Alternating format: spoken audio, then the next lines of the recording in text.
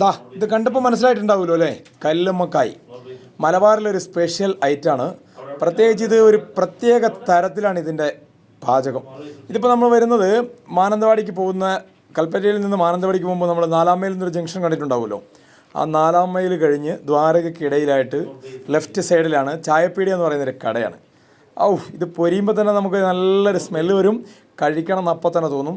എത്രയാണ് വേണ്ടത് കഴിക്കാം. ഇങ്ങനെ കല്ലുമ്മക്കായ് ഇങ്ങനെ പൊളിച്ച് ആദ്യം വേവിക്കും, അത് കഴിഞ്ഞ് അത് പൊളിച്ചെടുക്കും. പൊളിച്ചെടുത്തിട്ട് മസാല തിരുമ്മി ഇങ്ങനെ കല്ലിൽ വെച്ച് വെളിച്ചെണ്ണയും മസാലയും കറിവേപ്പിലയൊക്കെ ചേർത്ത് നല്ലോണം മൊരിച്ച് നമുക്കിങ്ങ് തരും.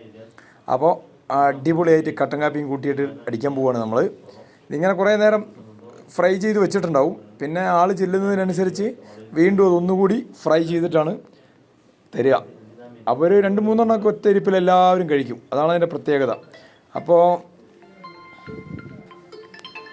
അത് നമ്മളെ ഫ്രണ്ട് ചന്തു ഇല്ലേ, ചന്തുവൊക്കെ കൂടി ഇങ്ങനെ കഴിച്ചുകൊണ്ടിരിക്കുകയാണ് കല്ലുമ്മക്കായ്.